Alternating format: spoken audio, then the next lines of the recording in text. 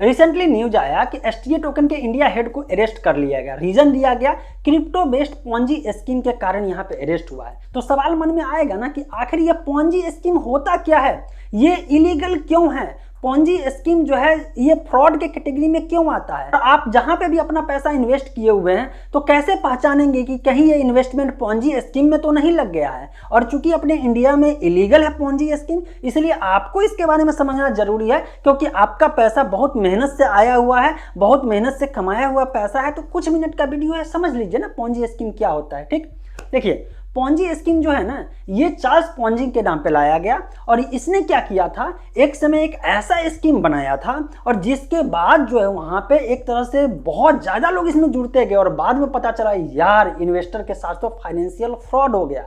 और बाद में लोग इसका टर्म दिए, इस तरह के इस स्कीम को, इस कैटेगरी को दिया कि पॉन्जी स्कीम है। पॉन्जी स्कीम अपने इंडिया में गैर कानूनी है। तो अब समझते हैं पॉन्जी स्कीम क्या है। ये तो समझ गए किसके नाम पे पड़ा है। पॉन्जी स्कीम में होता यह है कि लो रिस्क और हाई प्रॉफिट को जो है लालच दिया जाता है। मतलब ये कि आप अपना पैसा अभी लगाइए और एक महीने में डबल कर लीजिए, या जो है एक महीने में 50% रिकवरी कर लीजिए, या अभी इतना लगाइए और कुछ ही दिनों में जो है आपका जो है दुगुना पैसा, 3 गुना 5 गुना पैसा आना शुरू हो जाएगा। 25 दिन में करोड़पति। मैं कोई गांव से आया हूँ क्या? नकली नोट छापने का धंधा है क्या? इस तरह का लालच दिया जाता है। धंधा नहीं है ये।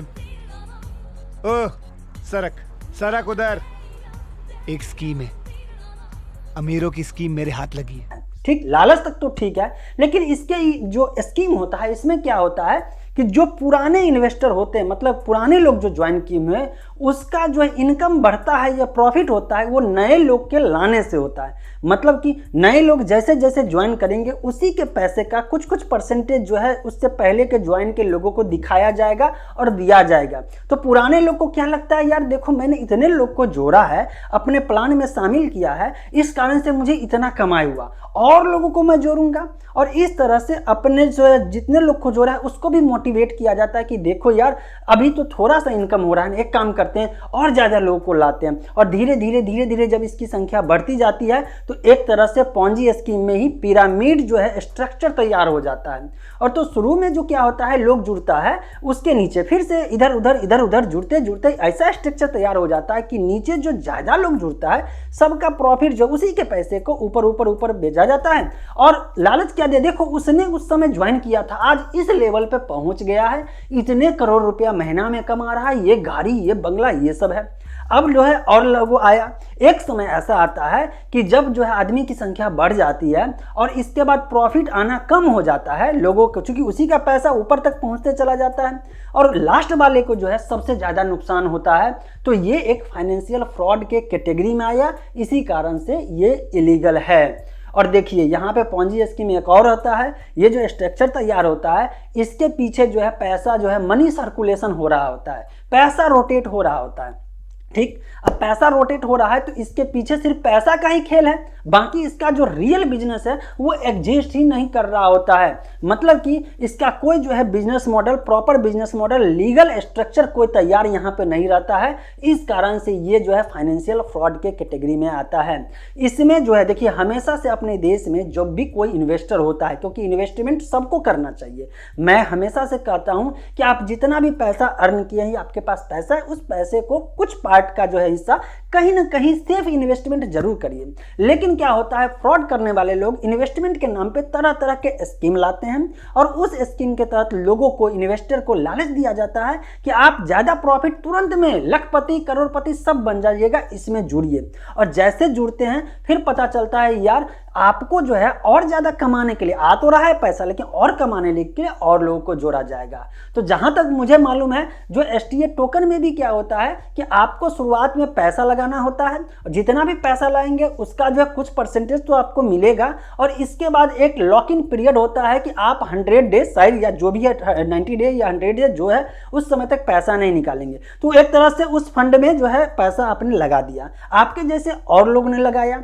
जब इतना लोग पैसा इसमें लगाया और लॉक इन पीरियड एक तरह से यहाँ पे है, तो जिस कारण से उसमें जो है पंपिंग हो रहा है, प्राइस बढ़ रहा है। अब नए लोग आ रहे हैं, फिर से कर रहे हैं, और जो पहले लगाए हैं जिसके कारण जो होल्ड किया हुआ पैसा बाद में बताया जाता है कि देखिए एक पार्टिकुलर टाइम तक आपको जो है ऑटोमेटिक पैसा आता रहेगा, लेकिन इसके बाद और चाहिए एक्स्ट्रा इनकम, रिवार्ड एटसेट्रा जो भी चाहिए तो और लोगों को लाइए, है ना। और प्रेशर रहता है या कह सकते हैं कि टारगेट रहता है कि मोटिवेट करके नए लोगों को लाइए, और पूरा खेल नए नए लोगों को हमेशा जोड़ने पे ही दिया जाता है। ऐसा नहीं है कि आप नहीं जोड़ेंगे तो आपको लाइफ टाइम आएगा ही आएगा।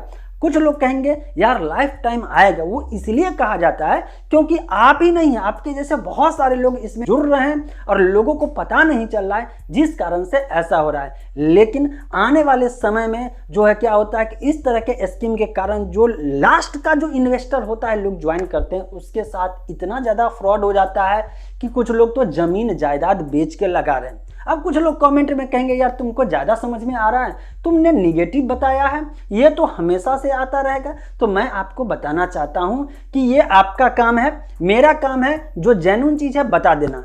कोई गवर्नमेंट भी होता है तो एक एडवाइजरी जारी कर देता है कि भाई साहब आप इन्वेस्टर हैं, आप देख लीजिए, ये करके कर लीजिए, है ना। अब आपका पैसा आप जानिए, मैं तो कहूँगा कि बहुत ज़्यादा समझ आपको है, मेरी बात को बुरा मानना है मानिए, गाली देना है गाली दीजिए, इतना भरोसा है तो यार अपना जमीन जायदाद बेच लो और जाके लगा लो सारा का सारा, आपको इतना ही ट्रस्ट है।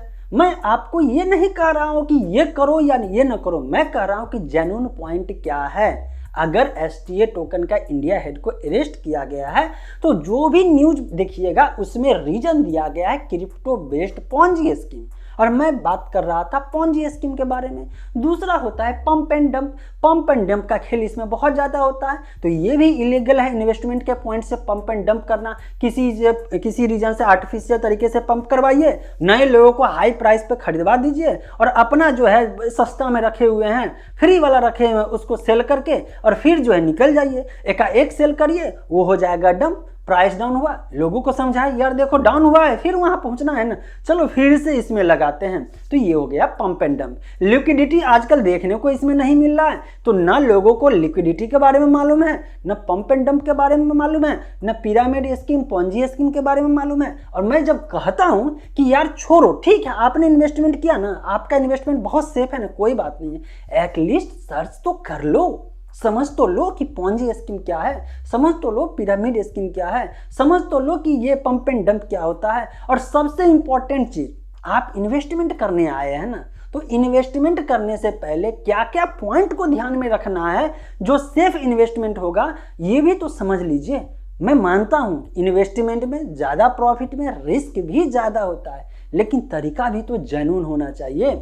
और रही बात टोकन का, क्रिप्टो का, ये बंद नहीं होगा, विड्रॉल हो रहा है, मैंने कभी नहीं कहा है कि आप पैसा नहीं निकालेंगे या जो है ट्रांसफ़र नहीं होगा, ये आपका काम, आप जानिए। ब्लॉकचेन बेस है, डिसेंट्रलाइज बेस है, ये सब अपने जगह है।